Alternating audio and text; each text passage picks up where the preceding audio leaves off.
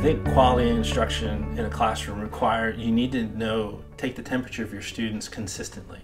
So I would hope that they would build within their curriculum the assessments. I need to know, I taught this for 2 weeks. I taught this specific subject or this specific TEK, and I want to know that they got that. And as a teacher, you want to build in that constant feedback, kind of that constant feedback loop. How am I doing? Not just how the students are doing, but how am I doing as a teacher? Because teachers are just like students. They have their good days and their bad days. Anybody can take a snapshot. That one day, how'd that student perform?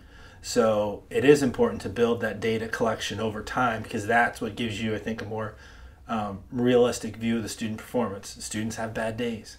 Teachers have bad days. So I think if you pin everything on that one day, that one data set, you collected that one day, I don't think you get an accurate picture. So you build it in, you build it into the curriculum with the students. It really goes back to the purpose of the data is what? What are you trying to discover? What are you trying to find out? You're trying to find out, are you going to focus on students' weaknesses? What areas need improvement? Are you going to focus on the delivery of the instruction, where you actually, a teacher will evaluate how they delivered the instruction?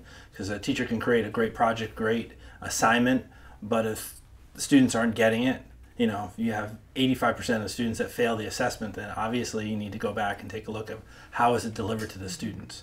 So they can do informal and formal assessments, a variety of means that teachers would do for our school is they would have the warm-up questions that would help drive what would happen in the classroom. They'd have scaffolding activities where they would plan out 2 to 3 weeks and have daily activities centers in the classroom where students would rotate around and use manipulatives and other type of hands-on materials, and then teachers could go around and informally assess them, ask them to explain how they arrived at the answers.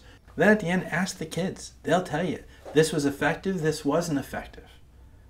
They learned, you could even differentiate between periods. We had some periods where students would tell the teacher, we learned better this way.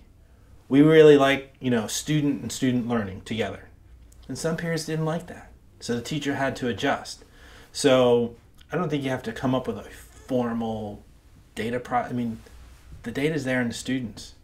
The teacher, can ask and evaluate and be willing to take feedback from the students, because the teacher puts a lot of time and effort into a lesson or a project, and, be able to accept, that feedback from students. It's not just something you do 1 year and then roll out the next and roll out the next. You have a different set of students. They have a different set of needs, a different set of demands, a different way of learning. So that's why you kind of keep the pillars, but then toss the details and kind of rebuild the wheel every year.